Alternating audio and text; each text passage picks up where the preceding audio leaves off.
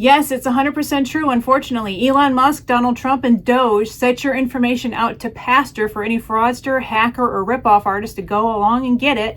And in this video, I'm going to share with you exactly what happened, where your information is right now, and how you could potentially use this to further yourself in the situation so long as you know exactly what to do. So I have a lot to cover in a very short period of time, so let's get into it.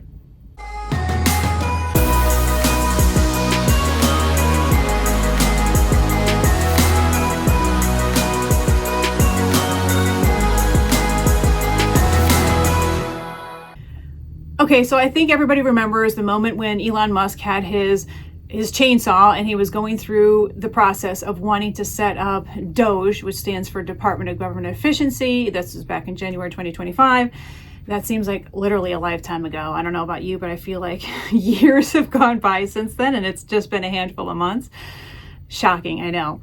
But the whole plan didn't go as planned, obviously, because he wanted to come in and get rid of government bloat, which is always a great idea, of course, so I don't disagree with that part. But of course, the way he did it with a machete was probably questionable at best. Now, the problem that I have with Elon Musk is that he's a private citizen.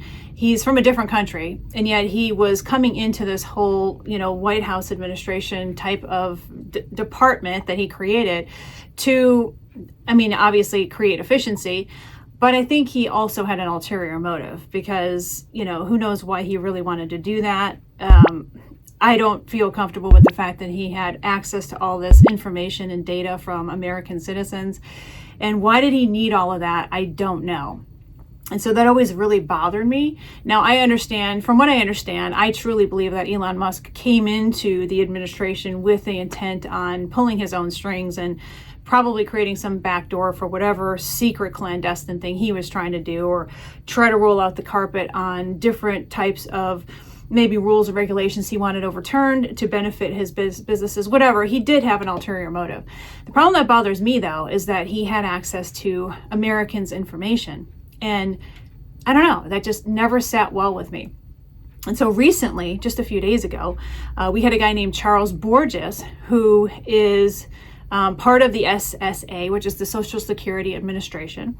And he came out as a whistleblower to say that they did a transfer of Social Security numbers and all Americans' information into some other database, and it's not secure, and it was not a secure transfer. And so that really, really bothers me, and here's why. Many years ago, I knew a computer hacker, and her name is Liz. I'm not going to mention her last name. And she had told me, she got into a lot of trouble, by the way, with the FBI. So it's not like this is some secret, thing that she did that she never got caught for. She actually did get caught for this as a computer hacker. And what she ended up doing was she broke into the defense's computer system and placed an empty file in there. And I don't know why she ended up doing that. I don't know why anybody would waste her time. She claims that she was trying to do it just to prove to the federal government that it's very easy to hack into their systems.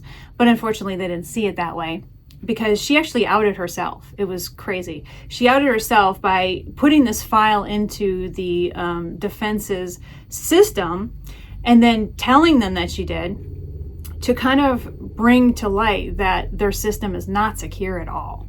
She told me that the easiest computer systems to break into, believe it or not, is the government. And if you've ever taken a look at the government's websites, take a look at the Library of Congress website. If you're trying to upload anything that you want to get copyrighted with the Library of Congress, it's like you feel like you're on a website from the 1990s.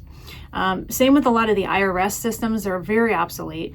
And so it doesn't surprise me that they don't have very much oversight and they don't have very much security and protection in place, because a lot of the systems they're using are just literally equivalent to the trains of back in the 1800s in comparison to other countries that are using the jets. You know what I mean? That's how the comparison is. It's that large and that distance.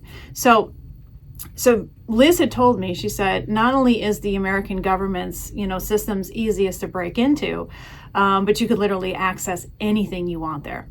And so it's scary because this was years and years ago. Yes, she did have to do time for it, but something mysterious happened to Liz. So after I had met her, she was doing her time in a federal penitentiary in Victorville, California.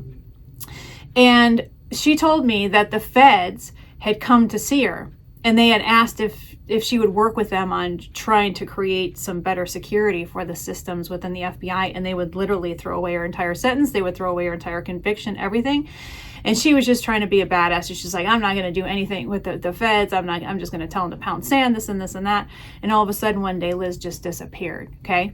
She literally vanished. She just was not anywhere anymore. And so that could have been one of two things. I honestly do believe that even though she was talking a good game about how she was never going to work with them to help them, try to put proper security in place, but I believe she actually did take them up on their offer and possibly got a really good job within the federal system to help with some of this computer hacking. But that's just one person. The reality is, any hacker knows how easy it is to get into the United States system. I mean, that's what I've been told time and time again. And that's a problem, because if these hackers are able to get into Microsoft systems and some of the highest level security systems on the planet when it comes to technology, then the United States system is going to be a cakewalk, okay? So even though Charles Borges blew the whistle on this whole transfer of data and how it's insecure in this cloud, we're talking over 300 million American social security numbers and personal information now being exposed. And this Social Security Administration claims that there's not been any breach that they know of, but of course they're going to say that. They don't want anybody to panic. They don't want anybody to blame them. They certainly don't want to be sued. So they're going to say that everything is A-okay. I do not believe that to be the case. I believe that your information is out there. I believe hackers already have it. And I do believe that there are things that you can put into place to further protect yourself from this point forward. So in other videos I've done, I've talked about these data breach hacks. These fraudsters that would come in and hack into these databases, starting from one of the biggest ones that happened back in 2017 with Equifax, which is one of the credit reporting bureaus. And Equifax had a major breach, and anybody who had a social security number that had any kind of credit history, their information was compromised. And this was quite a while ago. And then, of course, running up recently to the most recent largest hack in history, that was in June 2025, where not only were there breaches of passwords, but also everybody's information and private, stuff that you would protect use a password to protect was also compromised as well. We're talking about bank accounts. We're talking about any and all systems that you would go into to be able to access from your computer. All of those passwords were breached.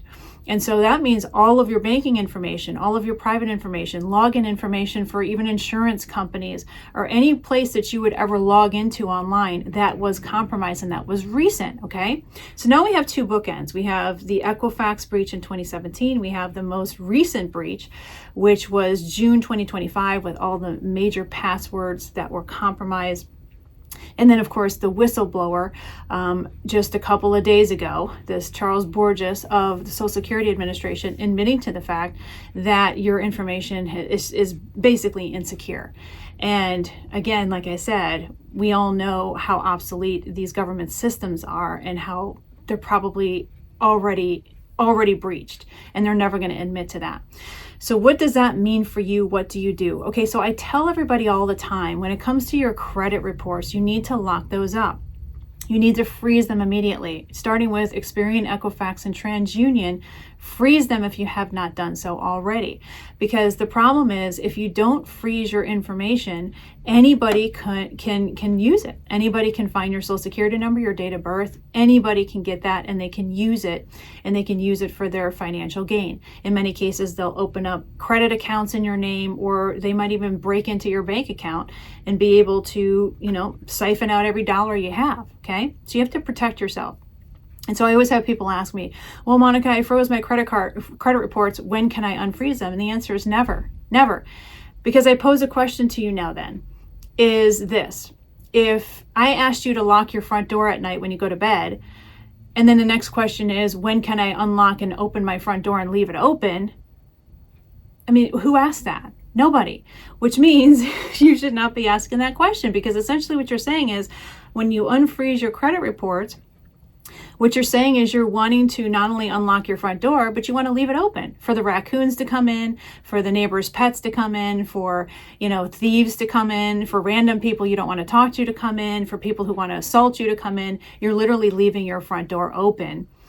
And so you're vulnerable, which means that if you refuse to keep your credit reports frozen, then you're leaving yourself open to vulnerability. Sorry, that's just the reality.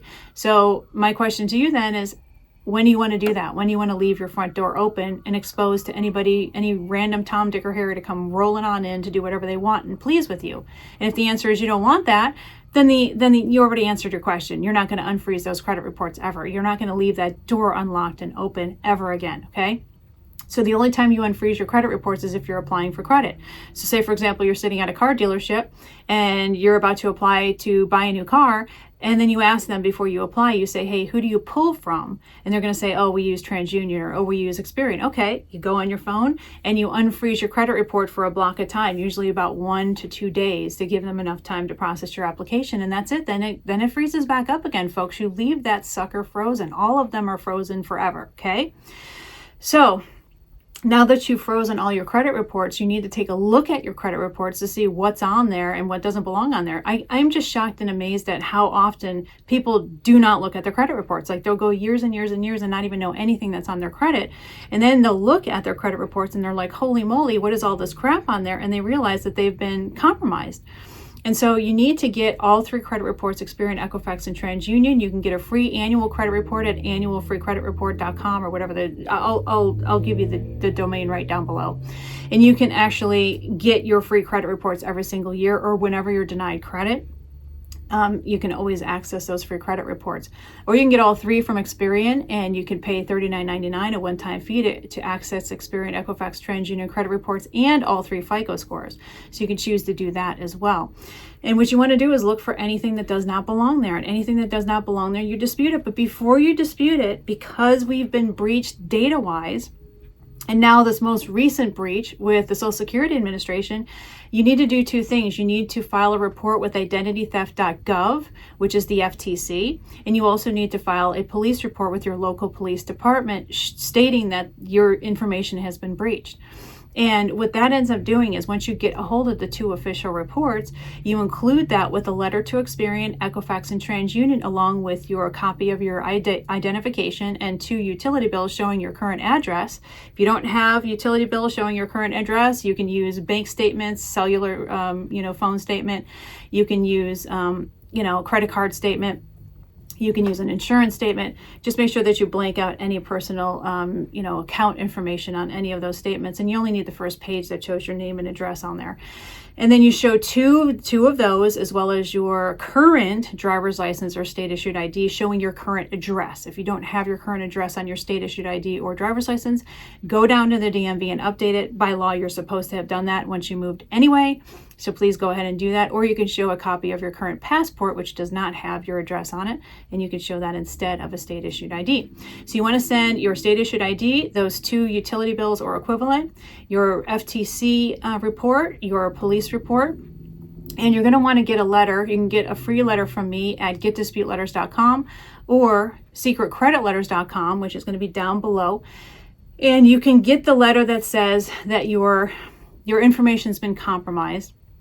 You've had an identity theft situation, and you need to have these closed delinquent accounts removed.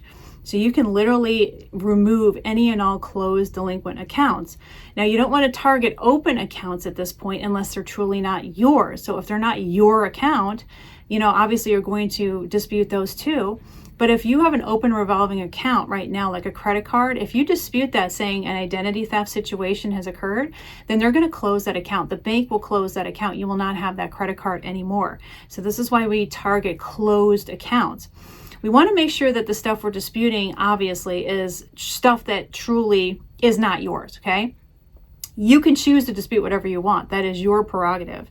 But I'm just saying, how you should do it in the event that your data compromised. You want to take a look at everything that does not belong to you. There might be addresses on there that do not belong to you. There might be a bunch of different stuff that does not belong to you, in which case it all needs to be updated, corrected, or deleted. The other thing is that a lot of people don't understand is that there's a LexisNexis report. So if you don't get the LexisNexis full disclosure consumer file on you, that's what you're asking for, your full disclosure consumer file. This is a much larger file than your credit reports, and this is going to show true identity theft. So what you might not see is identity theft right away on your personal credit reports, but if there is true identity theft that's been occurring or taking place, then you're going to see it on your LexisNexis full disclosure consumer file. And what's going to be on this consumer file is anybody who's using your identification, because every single thing that you've ever done or has happened to you is going to be in that file. So for example, say you live in California and you get the LexisNexis full disclosure consumer file on yourself, and you realize that it's showing that, you've worked in, at Subway in Texas, for example, and you've never been to Texas, never lived there, then that's a problem. It means that maybe somebody who's an undocumented worker has ripped off your identity to be able to work at Subway in Texas. You know what I mean? And that needs to be rectified. That needs to take place. I had one student who had mentioned to me in my school platform, which, by the way, if you ever want to communicate with me directly, you go to school.com/Monica Main right down below. And what you can do is you can DM me directly and I will answer any questions you have, or you can post in the group and you can get the other group feedback about different situations that have happened. But I had one of my students tell me that somebody actually did use her social security number and was working, at a job. And she was on the hook for a ridiculous sum of money because apparently the person also filed taxes and that person got a tax refund. And then when they realized that the tax refund wasn't legit, she ended up having to pay, I think, something like $5,000 or $6,000 out of her pocket to cover that because it was an IRS thing. So it's a major ordeal. This is why, folks, I'm telling you over and over again, this is why you keep all your credit reports locked up, including even LexisNexis and some of the phantom bureaus that I talk about. LexisNexis is one of the largest phantom bureaus, I call it. The reason I call it a phantom bureau is because they're kind of behind the scenes. And you want to lock all those up too. Now, sometimes you don't call them freezing those reports. Sometimes it's just simply opting out of those reports. But I strongly urge you to start the process of opting out or freezing those reports as well. But start with Experian, Equifax, and TransUnion. Get those nailed down as far as getting them frozen. Then you can talk about and worry about either opting out or freezing the phantom bureaus like LexisNexis. Because they have a lot of information and data on you. LexisNexis would have any court files, any small claims court filings that you have, any lawsuits, any criminal history. They're going to have a lot more on you than you'll ever find on your personal credit reports. And you want to lock that up too. Freeze your LexisNexis report as well, because you don't want all this extra stuff going on there that doesn't belong to you. Listen, if you think identity theft stuff is bad now, it's only going to get worse, okay? So again, for those of you that keep asking the same lame questions over and over again about freezing your reports and then when can you unfreeze them, again, when do you want to leave your front door wide open for anybody to walk through? When will that be in your future? In your near future, when will it be okay for you to just leave that front door of your house wide open day and night for anybody to walk in? And if the answer is never, then the answer is you're never going to unfreeze those credit reports either. That is your lock. That is your ability to protect yourself. And so a lot of people don't understand that. They think that they don't understand how serious it's getting. When you have stuff happening at the Social Security Administration level where your data and information is being breached at the government level, you can only imagine what's happening at all the other levels beneath that, which means your stuff has been out there. Your stuff has been out there for years, and it's going to continue being breached, hacked. There's going to be continuous forgeries. There's going to be continuous people trying to find different ways, creative ways of using your information and data to get money, to overtake your identity, especially with the immigration chaos now. All right. So I don't know if I should reveal this to you or not. I'm going to do it anyway because I feel like I know a lot of you, even though I don't really know you, but I feel like I need to be honest. Okay. So my first husband, we got married back in 1990 something. I don't even remember. It was like forever ago. And he was an immigrant to the United States. And so I helped him get his green card. and he had a green card. But before he had a green card, I didn't know this, but he had actually taken over somebody else's identity to be able to work in the United States. This was back in the 90s. And if you know anything about Southern California, maybe you live in like LA County or Orange County. So there's a place in Santa Ana where on 4th Street where a lot of immigrants used to buy paperwork. They used to buy identification. They used to buy social security numbers. They used to buy all of these different pieces of ID to be able to use to be able to legitimately and legally work in the United States. Now, I don't know if any of that exists still. I'm sure it's even more sophisticated than ever. But these social security cards that you'd be able to buy, they were based on real people's social security numbers that were stolen. They weren't just made up numbers. They weren't made up numbers put on some kind of identification that looked like a social security number. They were real social security numbers that were ripped off from someone else, Americans that were American born. And so that's going to get just even more sophisticated. We're talking the 90s here, when my ex-husband was part of all of that and actually bought paperwork from dealers off of 4th Street in Santa Ana to be able to get identification to work. Now, fast forward to today with all of the immigration chaos that's going on, I can only imagine how many other Americans' information is going to get ripped off to be able to have people, for them to work, for them to be able to work. Because if they can't show that they're American, what's the next thing that a lot of them are going to do to try to stay in the United States? Well, go to a place like 4th Street in Santa Ana and have a legitimate documentation set up to where it looks like they're American, even though they're not.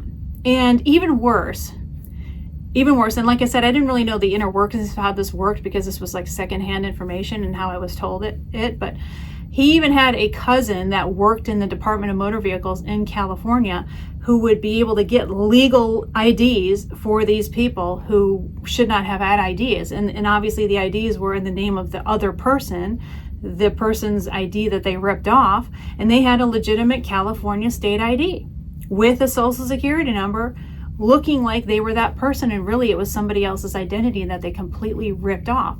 So how do you know if this is going to happen to you? Well, there is a possibility it can. I mean, with over 300 million social security numbers out there now floating around in cyberspace for any hacker to just completely grab out of thin air, it's literally going to be like a lottery where we don't know if they're going to grab your information or not. But the only way you're going to know is to constantly be hovering over your credit reports to make sure that stuff that's being reported is accurate and correct, but also to take a look at that LexisNexis full consumer disclosure report, because that's when you're going to notice things that don't belong to you, like places you've worked that you haven't worked at, or places you've lived that you've never lived at. Those types of things will start to crop up, because even though an immigrant who might steal your paperwork and steal your identity would not maybe, get a credit card, what that person might do is just use that for the purposes of working. And that's it. And you're never going to know whether or not they have your identity or not just by simply looking at your Experian credit report. But you will know that if you're looking at your LexisNexis report, your full disclosure report, and you're noticing that there's all of these locations that you're supposedly having worked out of state and you've never been there. And so that's when you know that it's been a deeper compromise. And even worse, if the person who stole your paperwork decides that they want to be greedy and file, with the IRS trying to get money back, that could even screw you up even more. I mean, I swear this country is all about guilty until proven innocent.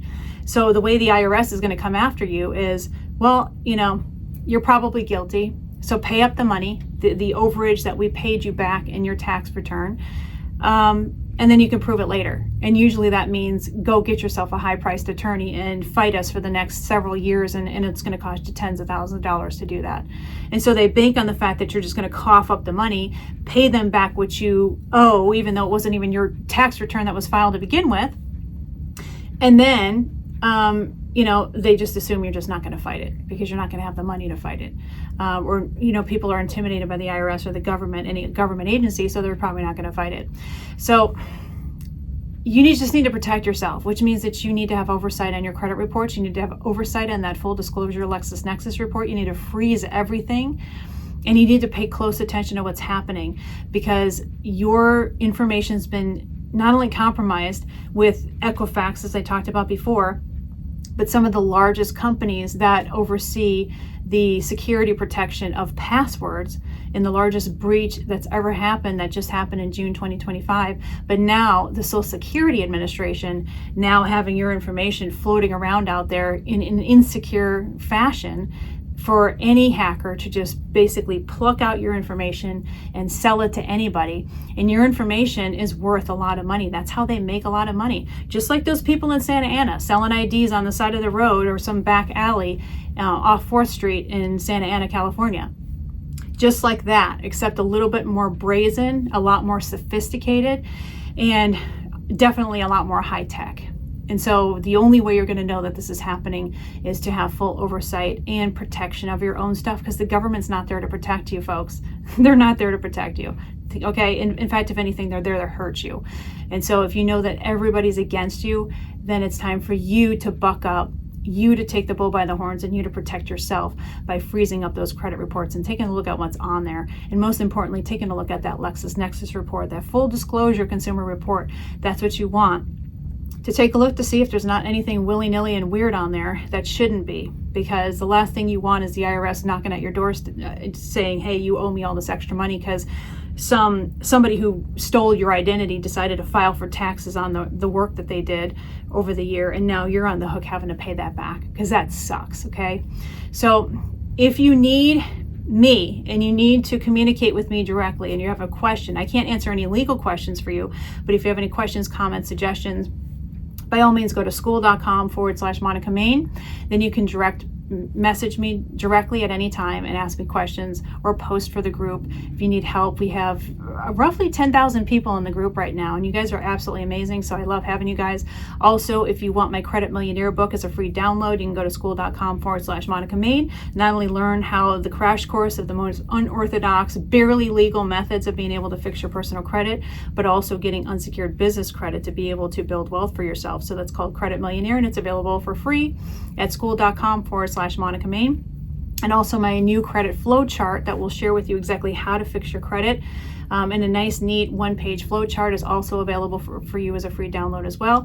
And finally, you can get my free dispute letters at getdisputeletters.com or secretcreditletters.com. And any and all letters that you ever need will be there for you, as well as the letter you need to be able to challenge any kind of identity theft. And there's also other bonuses and trainings there as well. So again, getdisputeletters.com or secretcreditletters.com. This is Monica Main signing off, and I'll see you in the next video.